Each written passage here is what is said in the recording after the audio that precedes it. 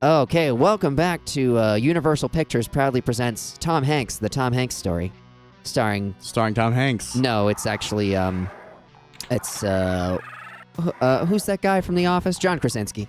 He's Tom Hanks. I was gonna be like, Tom Hanks is such a legend that he certainly would play himself. But he wouldn't play his younger self That's true. because he's too old. Yeah, that would not be believable.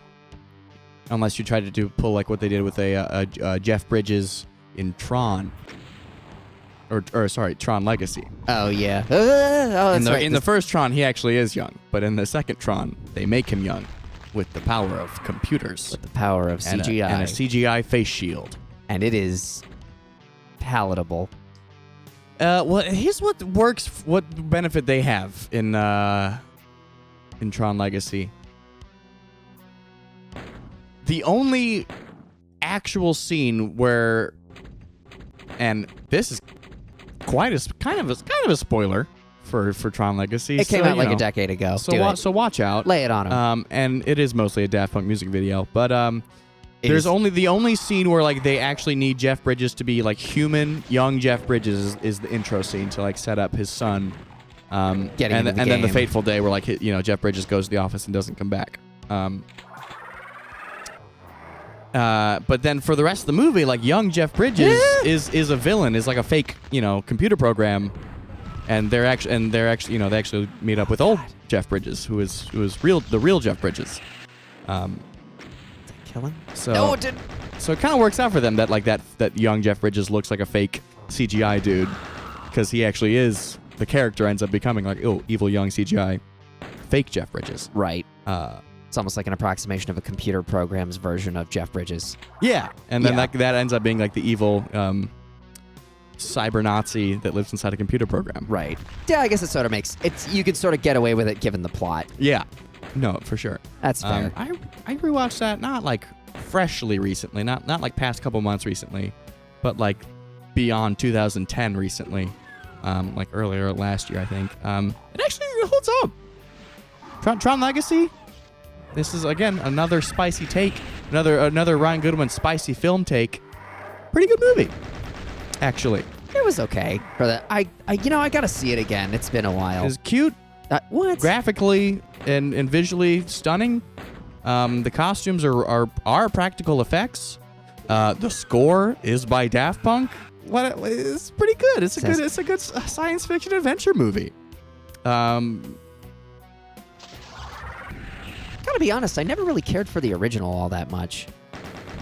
I think it was just a big deal at the time because it's like, oh, look at what we're doing with green screens. Oh, CGI! Whoa! It was so spectacular at the time. If you watch it for the sake of the actual movie now, I don't know. I never thought it was that good. Yeah, and I've only seen like the original one once, and it was a very long time ago. So I have less of an opinion on that one. But the Tron Legacy, pretty good, pretty fun. Oh, did I kill him? Did I finally get him? Yeah! Yeah! Hell yeah. Oh, man. Yeah, this one's kind of a slog, so sit back, get comfortable. But I think... What are these black sands you're standing in? What is it? I don't know, actually. I think it's supposed to be pavement. I'm supposed to be on Earth right now. But, But now you're at, the beach. But the Earth... Ooh, it was... You know what? I know who it was. It was Doom Guy in the library with the energy missiles. I'm sorry, it was actually, it was the plasma gun. Ah! You're so close, so close. Ooh. Okay, I'm gonna save that. Free him. I'm gonna need it later. What's this fire heart we got going on? There are like a whole bunch of secrets in this room. Ooh. But there are also a whole bunch of baddies in this room, and oh, that's right, I don't have the super shotgun! Whoa! Run away! It's no problem. They're easy. No problem. Out the window. No problem. Out the window we go. I can skirmish with them out here and put them at a distance. Maybe not die. Ooh, yeah, no problem. Easy. Yeah. Easy. Yeah. Easy. Yeah. There we go. Yeah, I was gonna say, this is supposed to be Earth and the city, but it's the city as rendered by MS-DOS circa 1993. Yes. So, take that for what you will. Which, kind of going for like, apocalyptic destroyed city, which in the same way a fake CGI Jeff Bridges works as, pseudo villainous Jeff Bridges. Kind of checks out. Give it to him. Yeah, It looks like shit because it's all on fire, and also because it was made with poor, technical capabilities. But narratively, it works. But you use your imagination to fill in the rest. Oh, yeah. You see what you want to see. And I would love to see a super shotgun. Oh, boy. Do me a whole lot of good. Come on. There we go. That's right. There's one more. Yeah, the original Tron was not all that good, as I recall. There are a lot of like lost Disney movies that people sort of forget about. Disney before it really was. I don't think the first Tron was a Disney movie. Second one was. Like Tron Legacy is a Disney movie, but I believe the first Tron was not. Tell me in the comments after the fact. You know what? I'll Google it right now. Just gonna Google it right but now. I'll still do that bit. What has just happened? This is. Well, while you're googling that, I was gonna say, man, that Disney Renaissance of the early '90s really was a renaissance because there were a lot of really forgettable movies from Disney from like the late '60s all the way up until like the late '80s.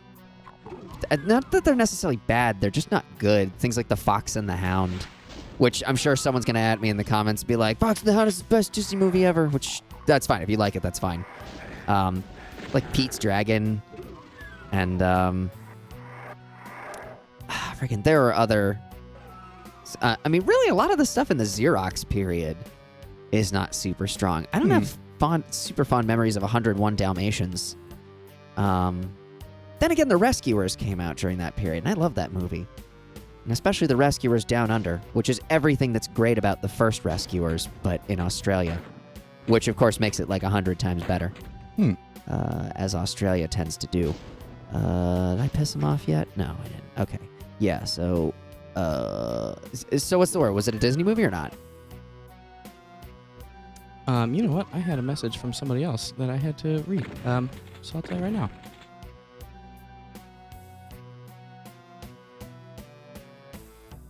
I guess it's not doing it. There's trouble. Yep. It is not. Well, I'll be damned. Like a man wearing orthopedic shoes, I stand corrected. Love that joke. That's one of my favorite responses to conflict. Sorry, it's been a long time since I played this game, or since we last recorded it. So I am just trying to remember what the hell is going on. I think there's a baddie down in there. What? Jump into the pit. No, but there's the goodies. Can't stand on that. Can't stand on it. Yeah, but now we've got. How did that not kill him? That's like the most powerful weapon in the game. That's horseshit. Did you only have one little bullet for it? What the fuck? Ooh. No, I had a bunch of ammo. I should have just used it, but I wanted to conserve it because I was trying to be smart. But I can't be smart when I'm dead. Hard to be smart when you're dead. Yeah. So that's a Granny Pie used to say. Hard to be smart when you're dead. Yeah. And also no loitering. And also get out of my house. I don't know you. Yeah. Who are you? I'm not your grandmother. I'm calling the police. I'm 37. I'm 22.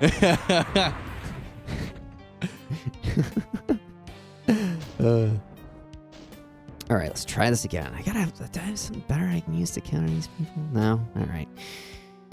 Yeah, but there are a lot of Disney movies from the Xerox period, which is basically, I think, started around the time Walt Disney died.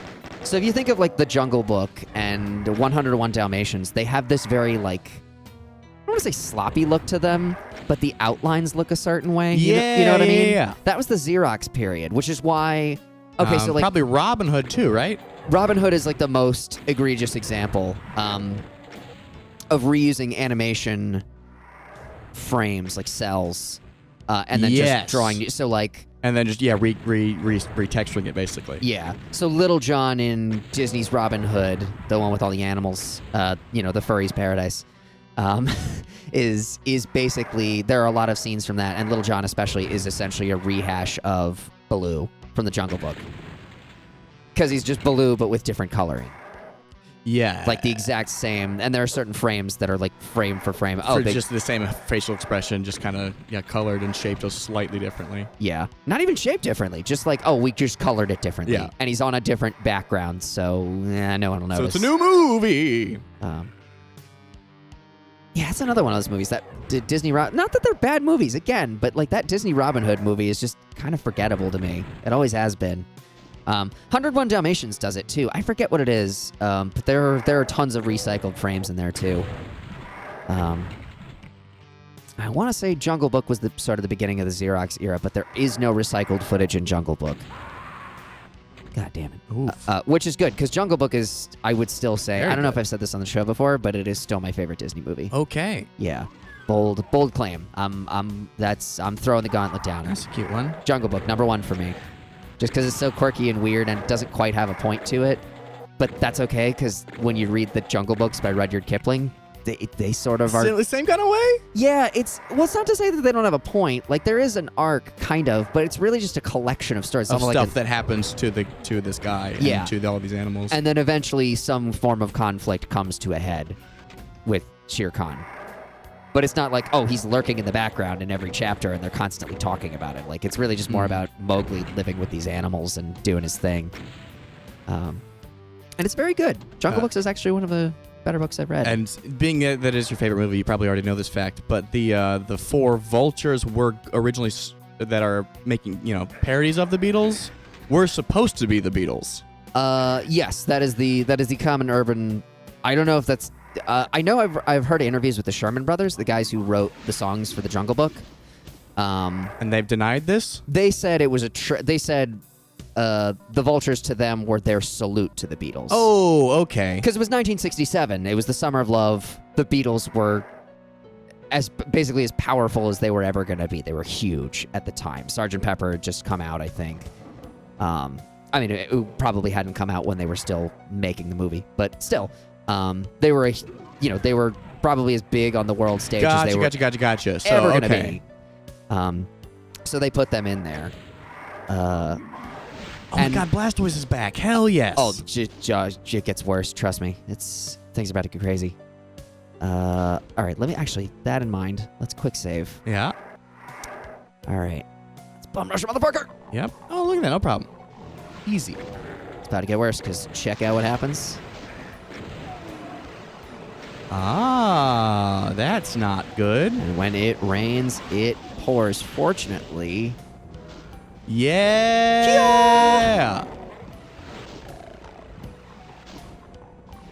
And what was the brown-faced man in the library? What does he do? In the library? Yeah, this little circle that you pick up. Oh. I realize that I realize it's a face, so I'm still gonna call it like oh my God. Yeah. Oh my God. When I would play this level as a kid, this would like lag my computer. Oh my Jesus Christ. So I'm just gonna pop one of those at them. Hopefully that'll narrow the field a bit. Or maybe not. Maybe everyone will still be alive and my life will be different. Nope. Fuck. Like I said, it's gonna be a long one. Strap yourself in. Yeah, so it was a tribute to the Beatles, and all the songs in that movie, there were a couple that were recycled. So Kaz song, for example, the song, or his sort of theme, it goes ba-da-da-da-da, when Kaz shows up and sings Trust in Me, like the song where he's putting Mowgli to sleep and he's going to eat him. Yeah. That was an outtake from Mary Poppins. Really? Yeah, because the Sherman Brothers had written this song called, for the Around the World segment of Mary Poppins, where they're like going to all these exotic places. They had a segment called The Land of Sand, where it was basically, they were going to like the Middle East, and there was this whole exotic thing they were going to do. But it never panned out. For whatever reason, that sequence was cut, so they reused that sort of musical theme for Kaa in the Jungle Book. Fun. Yeah. A lot of fun facts. God. All right, okay. Let's... All right, this is it. This is the one. This is... Yeah, we're doing it. Here we go. Third time's a charm, especially when you're, killing mutants and demons. Oh, okay. That was a practice. That was a practice run. That wouldn't count. Also, I like that the Vultures are singing the first, like one of the first lines in their song is, when you're alone, who comes around to pluck you up when you are down. And the pluck you up part is funny because it's a play on words because they're vultures. They feed on carrion. So to pluck you up when you're down, yes, they will pick you up and eat you when you're dead. Yeah. It's like, wow, way to get it past the, it's then they're vultures. Like, I don't, you can be 10 years old and understand, yes, they eat dead things. They survive by eating things that are already dead. But it's still pretty funny. It's like an early version of getting stuff past the radar. It's pretty silly. It's good and silly. And it's a great song, and like the harmony parts are great. It's a barbershop quartet. So what's not to love about that? Okay, how can I... Actually, you know what? Now that I've got this, how can I do the most damage to all these baddies? I'm just gonna... Is this it? Just get in there and fuck them up. The thing is, I don't know if... I gotta get out of there, get out of there! Oh, shit! Oh, shit! Fuck you, fuck you, fuck you, fuck you, fuck you. Nope. Oh! Ooh, 2%! I'm just gonna quick load. Oh, by the way, in case anybody hasn't noticed yet, we are now gaming on a fancy laptop, or rather, we're recording through a super fancy laptop. So now all of our videos should look super sweet.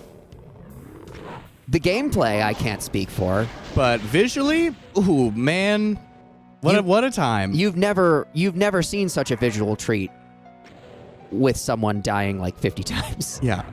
I mean, I could just hang out here and let them kill each other. And what thrilling entertainment that would lead to? Would just be basically us doing a podcast while you stare at a wall. And off in the distance, demons fight it out amongst themselves. No, that's not all. We got Doom Guy. Look at him. Look at him go. What's to my right? Slow What's zoom, to my left? Slow zoom on Doom What's to Guy. my right? What's to my left? What's to my left? No, it's good. What's to my right? What's to my left? Of course, I'm going by his right and left before you get in the comments and say, you said the wrong one. Look, if you were looking his way, that would be left and right. So... Yes.